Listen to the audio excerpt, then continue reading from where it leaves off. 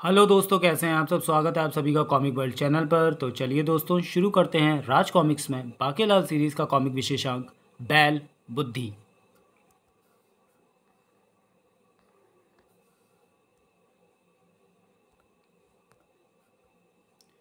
संजय गुप्ता पेश करते हैं बैल बुद्धि।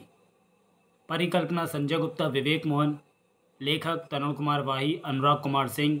चित्रांकन सुशांत पांडा। इंकिंग फ्रैंकी आनंद और टिंकी। इफेक्ट्स बसंत पाड़ा। कैलीग्राफी नीरू। संपादक मनीष गुप्ता। संस्थापक राजकुमार गुप्ता और मनोज गुप्ता। कैलाश पर्वत। अब मान भी जाओ प्रिय। ऐसे ना रूठो प्रिय, हमारी जान पर बन जाएगी। मस्खरी ना करो, मुझे आपसे बात नहीं करनी। अब बता भी दो प्रिय, बात क्या है। याद है सप्ताह भर बात क्या है। हम्म, याद नहीं आ रहा।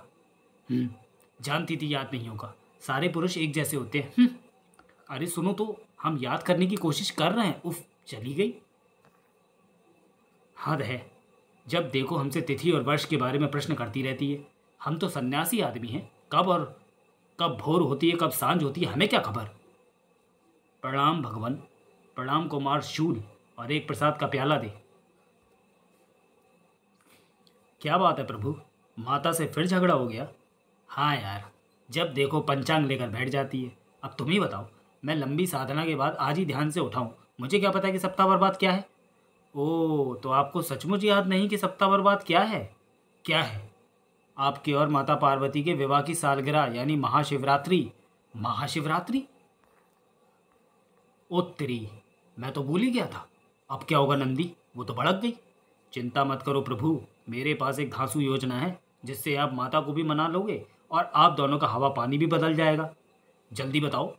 आप हफ्ते भर के लिए कैलाश छोड़कर अन्यंत्र चले जाइए। मैं उन्हें कह दूंगा कि आप नाराज़ होकर कहीं चले गए। जब आप कैलाश में नहीं होंगे तो माता आपके लिए परेशान होंगी। फिर मैं उनको किसी बहाने वहाँ ले आऊँगा और आप कह देना कि आपको तो सालगिरह याद थी, लेकिन आप उनको चौंकाना चाहते थे। वाह, क्या शानदार योजना है। हम प्रसन्न हुए। हम अभी प्रस्थान करते हैं। ओह, एक बात याद आई, मुझे अपनी सारी दिव्य शक्तियाँ तुम्हारे पास छोड़नी पड़ेंगी। वो क्यों प्रभु। अभी विकराल योग चल रहा है जो कि राक्षसी योग है। इसमें राक्षसों को अतिरिक्त शक्तियाँ मिलती है जिसके कारण वो दिव्य शक्तियों को चुराने में समर्थ हो जाते हैं। इसलिए इस योग में किसी भी देवता का अपनी दिव्य शक्तियों के साथ अपने लोक से बाहर निकलना असुरक्षित है। ये लो हमारी दिव्य शक्तियाँ, अब इनकी सुरक्षा तुम्हारी जिम्मेवारी है। कुछ भी हो जाए ये दिव्य शक्तियाँ खुद से अलग मत करना। आप चिंता मत करें प्रभु, आपके आशीर्वाद से मेरा पेट अपने आप में एक पूरा लोक है। एक बार मेरे पेट में जाने के बाद मेरी इच्छा के बिना कोई भी शक्ति इसे नहीं निकाल सकती। शिव के जाने के बाद। कहाँ गए भोलेनाथ। पता नहीं माता, कुछ बताया नहीं। जाएंगे कहाँ, यहीं कहीं दुबके होंगे। उनकी सवारी नंदी भी यहीं पर है। बिना नंदी को साथ लिए तो वो कहीं जाने से रहे। बता नंदी, कहाँ छुपे हैं वो। सच कह रहा हूँ माता, मुझे कुछ नहीं मालूम। तो तुम भी उनका ही साथ दे रहे हो। माता की किसी को परवाह ही नहीं। कोई बात नहीं, और कोई नहीं सही, मेरा गन्नू तो है ना। गन्नू, अरे ओ गन्नू। आया माते। सामान बांध, हम तेरे ननिहाल जा रहे हैं। परंतु बात क्या है माते।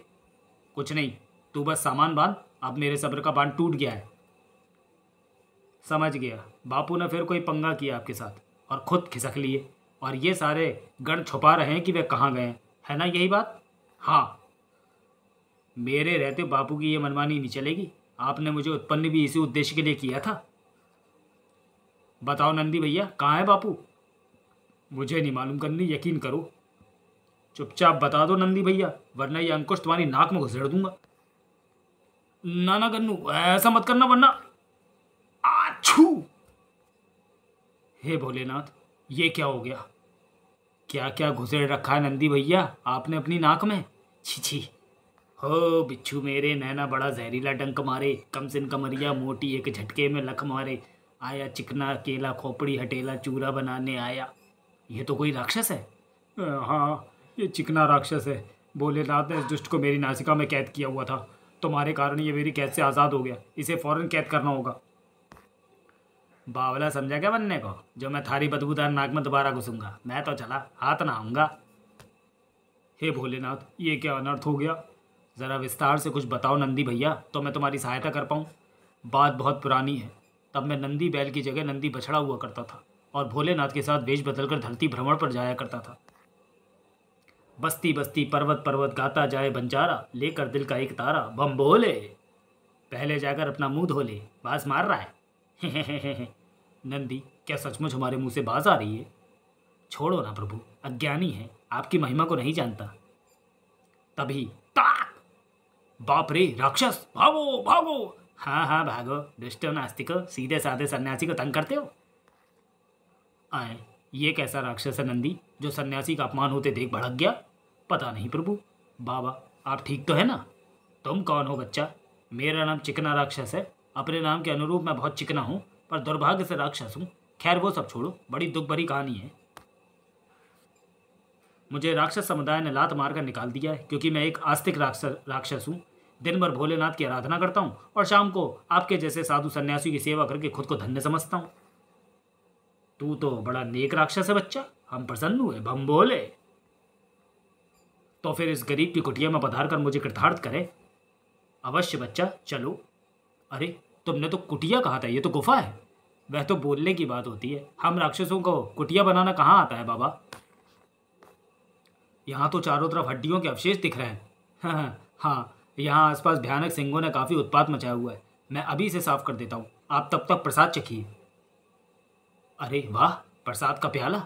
रुक जाओ प्रभु, ये क्या कर रहे हो आप? यह राक्षस दुष्ट है। आसपास जो हड्डियाँ वो किसी पशु की नहीं बल्कि इंसानी है। क्या आप एक दुष्ट नरभक्षी राक्षस के हाथों से प्रसाद ग्रहण करोगे? ओह, इस ओर तो हमने ध्यान ही नहीं दिया। तभी तो सभी आपको भोले शंकर कहते हैं, बहुत भोले हैं आप। क्या बात है बाबा, भोले भंडारी का प्रसाद ग्रहण को नहीं करते? क्योंकि हम तेरी बुरी नीयत भाप चुके हैं दुष्ट राक्षस। बता, इस तरह भोले वाले सन्यासियों को अपने जाल में फंसाकर यहाँ लाने के पीछे तेरी क्या कुत्सित मंशा है? ओह, आप तो बड़े चालू निकले बाबा। इतनी जल्दी सच्चाई भाप गए और मेरे द्वारा दिया गया प्रसाद भी नहीं पिया। पर कोई बात नहीं, प्रसाद तो मैं आपको ज़बरदस्ती पिलाकर रहूँगा, ताकि आपकी बलि देकर मैं शिव की शक्तियों को पाने का अधिकारी बन जाऊँ। ऐसा नहीं होगा दुष्ट, क्योंकि हम स्वयं शिव हैं और तेरी दुष्टता का अंत करने के लिए त्रिशूल चला रहे हैं। ओ नहीं, ई का पंगा भयो, क्षमा प्रभु, समझने में भूल हो गई। इससे पहले कि शिव त्रिशूल चला पाते, एक आकाशवाणी हुई। यह आकाशवाणी का अमरावती केंद्र है। आपको सूचित किया जाता है कि क्रोध में बावले होकर ये न भूलें कि आपने चिकना राक्षस की माता और आपकी भक्त चिकनी चमेली को वरदान दिया था कि उसके होने वाले पुत्र का वध आपके त्रिशूल से तो अवश्य होगा, पर आपके द्वारा नहीं, और वो भी तब जब आपने अपना त्रिशूल उस शख्स को स्वयं अपनी इच्छा से न दिया हो। प्रसारण समाप्त हुए, धन्यवाद। उफ, कमबख्त का मारा, ये तो चिकनी चमेली का बेटा निकला। धन्यवाद माताश्री, आज आपने बचा लिया। शैतान करे आप मरकर सीधा नरक में पहुंचो और वहाँ सड़ेला और गलेला कीड़ों का भोजन करो। अब बताओ भोले शंकर, क्या करोगे? हम तुझे मार भले ही नहीं सकते, पर कैद अवश्य कर सकते हैं। हे, मुझे ब्रह्मा जी का वरदान है, मुझे उनके द्वारा रची गई सृष्टि में कहीं भी कैद नहीं किया जा सकता। हम तुझे ऐसे स्थान में कैद करेंगे जहाँ से तू जीवन पर्यंत स्वतंत्र नहीं हो पाएगा। मैं तो सचमुच कैद होने जा रहा हूँ। ऐसी कौन सी कैद है जो ब्रह्मा की सृष्टि से परे है? वह स्थान है नंदी की नासिका। अब सदा वहाँ नासिका का चूहा बनकर रहना। नहीं प्रभु, मैं बहुत चिकना राक्षस हूँ, मुझे ऐसी गंदी जगह पर कैद मत करो। इस प्रकार वो दुष्ट सदा सदा के लिए मेरी नासिका में कैद हो गया था, पर आज तुम्हारी गलती से वो आज़ाद हो गया। गन्नू, सारा दोष मुझ पर मत थोपो नंदी भैया। तुम चुपचाप बापू का पता बता देते तो ये नौबत नहीं आती, मगर अब तो राक्षस फरार हो गया, अब क्या करें? भोलेनाथ के वापस आने से पहले उस दुष्ट राक्षस को बंदी बनाकर वापस लाना होगा। मुझे शीघ्र उस राक्षस के पीछे जाना होगा। न जाने किस दिशा में गया होगा वो कमबख्त। राक्षस जिस दिशा में गया था उस तरफ था विशालगढ़, और विशालगढ़ का मतलब बांकेलाल। चेतक देख, तू मुझे गिराया मत कर। तेरे गिराने से मैं कई बार भयंकर संकटों में फंसा हूँ। मैं कहाँ गिराता हूँ स्वामी, तुम तो स्वयं ही बहुत गिरे हुए हो। देख, मैं कह रहा हूँ इस बार मस्ती मत करियो, कुछ तो आदर किया कर यार। स्वामी हूँ मैं तेरा। स्वामी हो इसलिए तो सिर्फ इधर उधर पटकता हूँ, वरना किसी शेर की मांद के सामने पटकता। पहले से समझा रहा हूँ, कहीं मेरा दिमाग न सटक जाए। अच्छा, वो तो अभी देख लेते हैं। चेतक के बच्चे, ये क्या किया? पटक दिया, और क्या किया? तेरी तो मैं। अरे ये क्या? ये तो कोई राक्षस है, ये क्या कर रहा है? ये तो अपने पूरे शरीर पर नीला रंग पोत रहा है। रंगा सियार तो सुना था, ये रंगा राक्षस क्या कर रहा है? अब ये सिर पर जटा धारण कर रहा है, अब ये शरीर पर भस्म मल रहा है, अब ये रुद्राक्ष की माला धारण कर रहा है। इसने तो भगवान शिव का छद्म वेश धारण किया है, पर क्यों? ओह, वह आ गया, वह आ गया।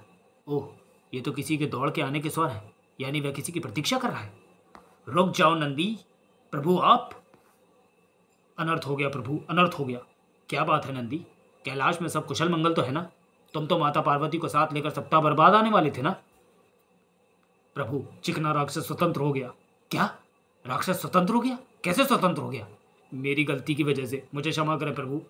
ओ, ये तो वाकई अनर्थ हो गया, परंतु तुम्हारा इस प्रकार आना ठीक नहीं है। अभी विकराल योग चल रहा है, वो दुष्ट तुमसे हमारी शक्तियों को छीनने का प्रयास कर सकता है। उसकी चिंता ना करें प्रभु, मेरे होते हुए कोई आपकी शक्तियाँ नहीं चुरा सकता। बस मुझे वापस लौटने की आज्ञा मत देना, मैं उस राक्षस को लिए बिना वापस नहीं जाऊंगा। अगर तुम्हारी ऐसी इच्छा है तो ऐसी ही सही, परंतु तुम मुझे मेरी दिव्य शक्तियाँ लौटा दो।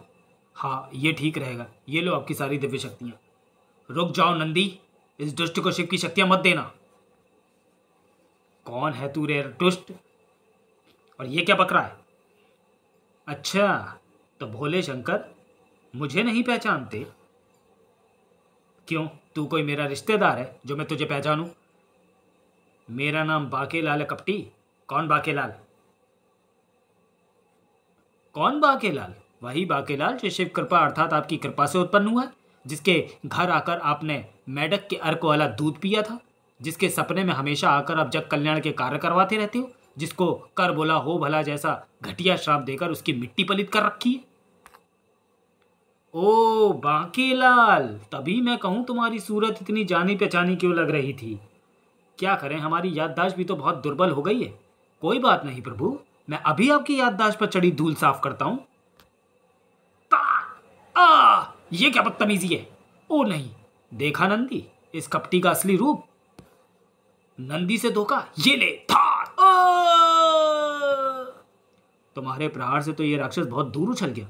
ओ नहीं, मैं कैलाश से यहाँ इसी दृष्टि की तलाश में आया था, अब वह हाथ नहीं आएगा। पर यह सब चक्कर क्या है, मुझे पूरी बात बताओ। और फिर नंदी बाकेलाल को कैलाश पर घटी सारी घटना बताता चला गया। सब कुछ जानने के बाद, ओ संकट तो बहुत घोर है नंदी, और अब तो वो राक्षस भी सावधान हो गया होगा। ऐसी स्थिति में उसे ढूंढना बहुत टेढ़ी खीर होगी।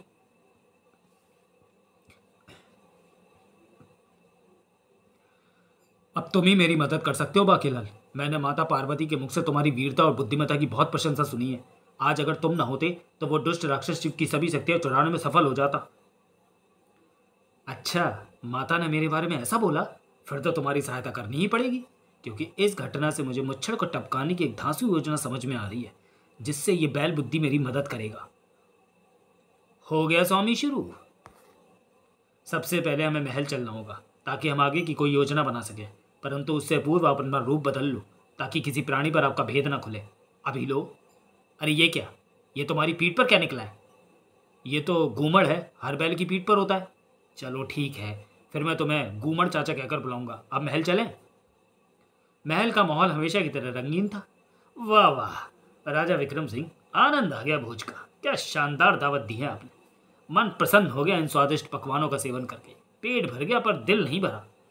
अरे अभी तो बस 6 पकवान हुए हैं, हमने तो 56 भोग का प्रबंध कर रखा है। अभी 50 तो बाकी हैं। नहीं नहीं विक्रम सिंह जी, बस बहुत हुआ। परंतु विक्रम सिंह जी, हमारा भोज तो पूर्ण होने को है, परंतु आपका थाल तो परोसा तक नहीं गया।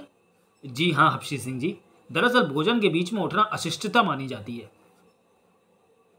हम समझे नहीं विक्रम सिंह जी। अभी समझाते हैं दारोगा सिंह जी। दासी, हमारा भोजन लाओ। गप गप गप। 3 4 5 6 और ये हो गया 56। अरे विक्रम सिंह जी, हमारा तो भोजन समाप्त भी नहीं हुआ और आपकी। आप समझे हपशी सिंह जी, हमने सबसे अंत में भोजन क्यों किया? अगर हम आप लोगों के साथ भोजन की शुरुआत करते तो हमारा भोजन आप लोगों से काफ़ी पहले ही समाप्त हो जाता। वाह विक्रम सिंह जी वाह, आप और आपकी तोंद कमाल की है। तोंद हो तो विक्रम सिंह जी जैसी, वरना ना हो। सही कहा महाराज हपसी सिंह जी। अरे बाकीलाल, कहाँ रह गए थे तुम भाई?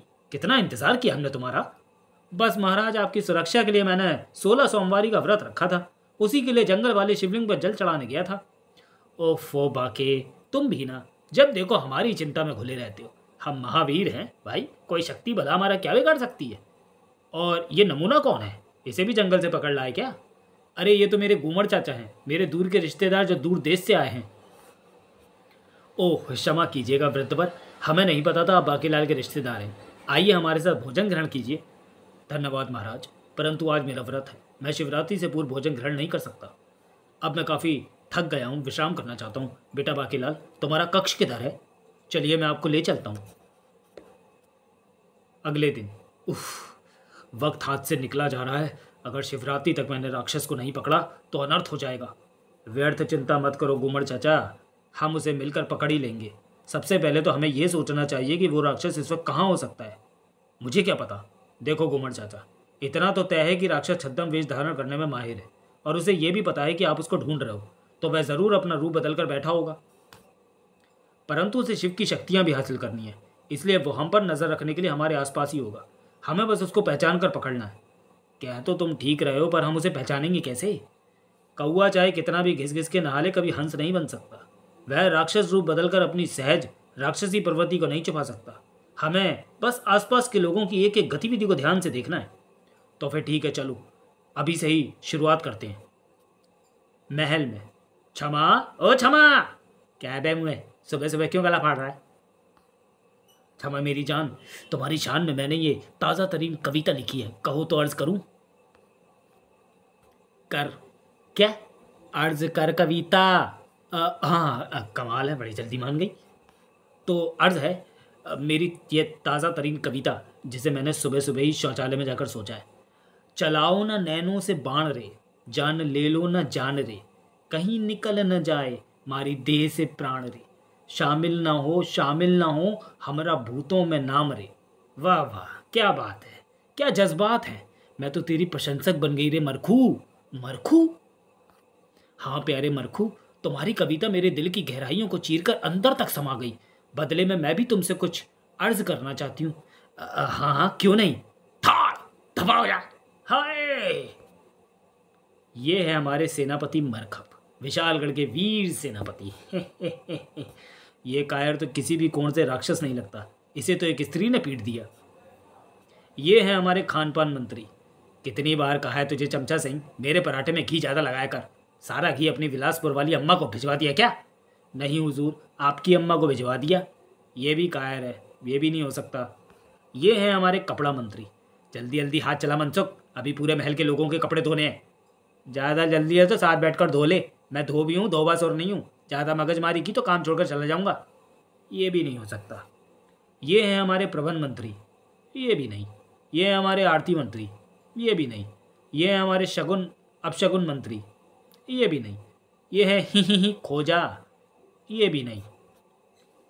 इनमें से कोई भी चिकना राक्षस मालूम नहीं पड़ता। आखिर कहाँ छुपा बैठा है वो राक्षस? उदास मतो घूमर चाचा, भोले शंकर ने चाहा तो मैं शीघ्र ही राक्षस का पता चल।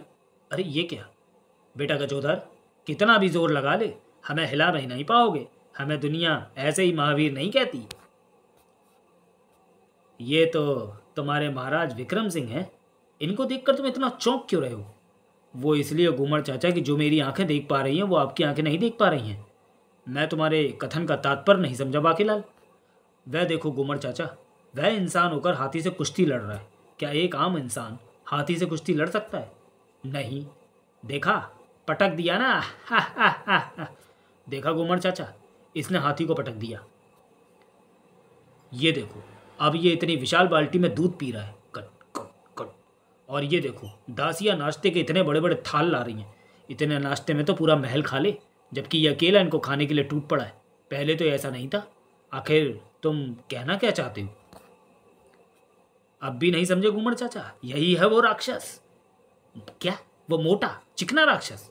समझ गया, अभी मैं इस दुष्ट की खबर लेता हूँ। ठहरो घूमर चाचा, अगर तुमने अभी कुछ भी किया तो राक्षस सावधान हो जाएगा, फिर वो आसानी से हाथ नहीं आएगा। तो फिर मैं क्या करूं? तो चलिए दोस्तों, वीडियो को यहीं समाप्त करते हैं और मिलते हैं बैल बुद्धि के दूसरे और अंतिम भाग में अगले वीडियो में। तब तक के लिए धन्यवाद।